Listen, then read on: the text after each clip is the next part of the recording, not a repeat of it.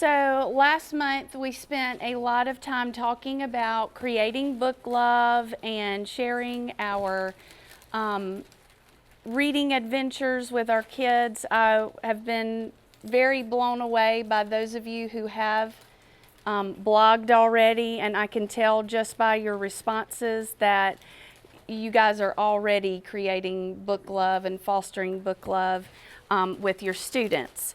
So kind of piggybacking off of that, this month we're looking at creating a literacy-rich classroom environment. And at the end of the day, I know a lot of you have talked to me about your classroom libraries.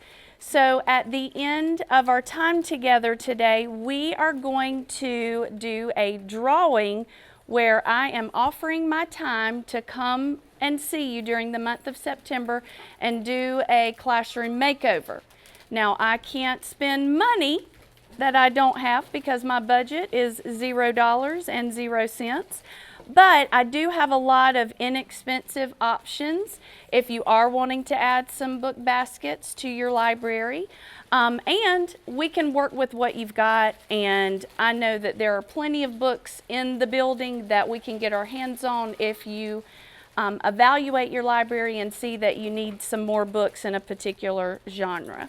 So that's something to look forward to. It's our Extreme Makeover Library Edition. I just wanted to point out that for our sessions together, we're pretty much following the same format for each session. So I used our handy dandy poster maker in there to make a poster and laminate it so we can reuse it. So obviously our first thing that we're going to be doing is our reading workshop. We read things all the time, and I don't just mean words. I can read your facial expressions and see what kind of day you've had. We read things all the time. So today you're going to get a chance to look at two different teachers' classrooms, and we want you to read the classroom. I want you to think about what you're watching, and when we're done, you'll talk in your group and we'll give you a chance to list your noticings on a Google Doc. So we're going to look at a kindergarten classroom and a fourth grade classroom. The first one is Melissa Wells. She taught kindergarten at Woodland Heights, and now she's the literacy coach at Arcadia. And this is just a little peek into her kindergarten classroom.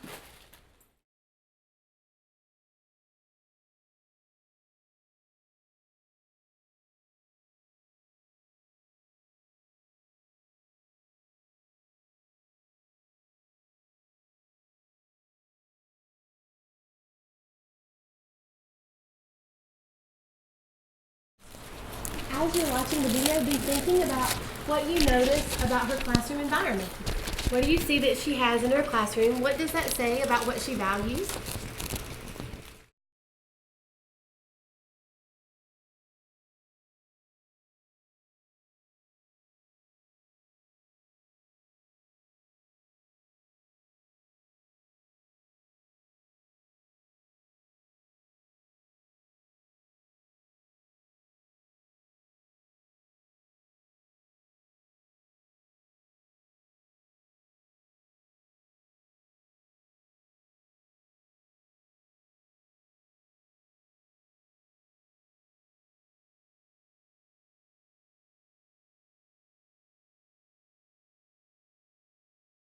Especially those of you in kindergarten, I'm sure you were making some comparisons and thinking, yes, I've got that in my room. I have that as well.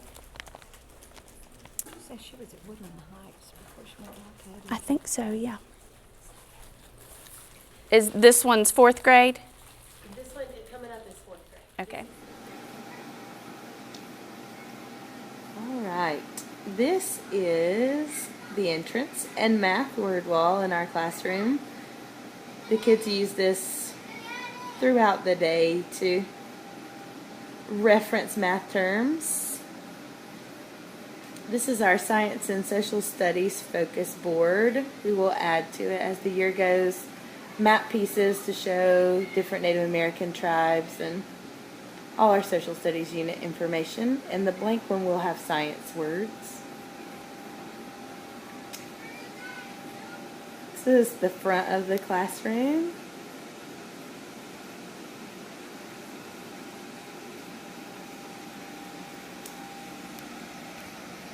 My area and the laptop station, which brings us back around to important symbols and documents that the kids need to know, our class puzzle pieces, and our library.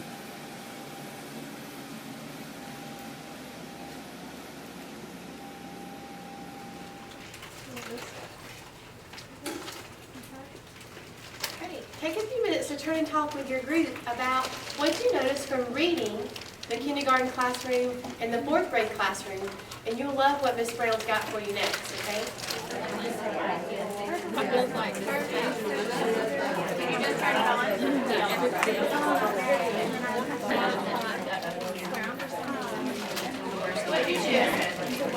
All right. Now we'd like for you to put your noticings on a chart in the blank space. If you'll click past the turn and talk, there's a spot for each school. There's Arcadia, AES. Keep clicking. There's Woodland Heights. Keep clicking. Here's ours, our noticings chart. A Google Doc is live, so it'll let us all type simultaneously. So don't watch it while you're typing. It'll freak you out a little bit. Just type on your computer, and wherever your cursor is, it will let you enter in and do an extra bullet. So take just a few minutes to type up a noticing on your Google chart.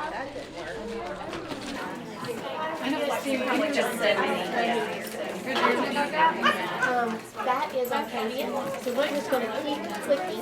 I've never used Lunchbase before. So you just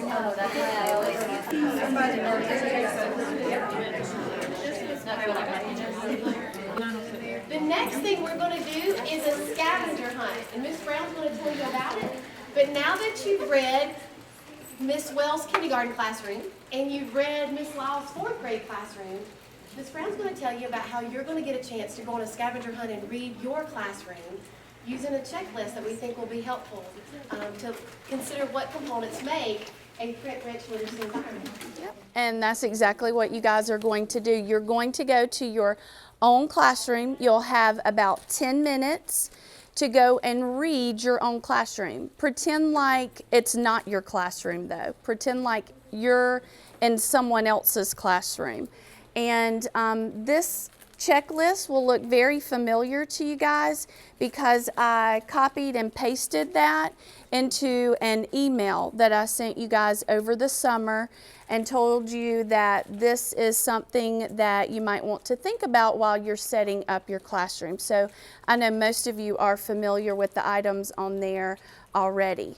So if you will, take a packet if you haven't already. It is page 1 in your packet. You'll have a copy of this.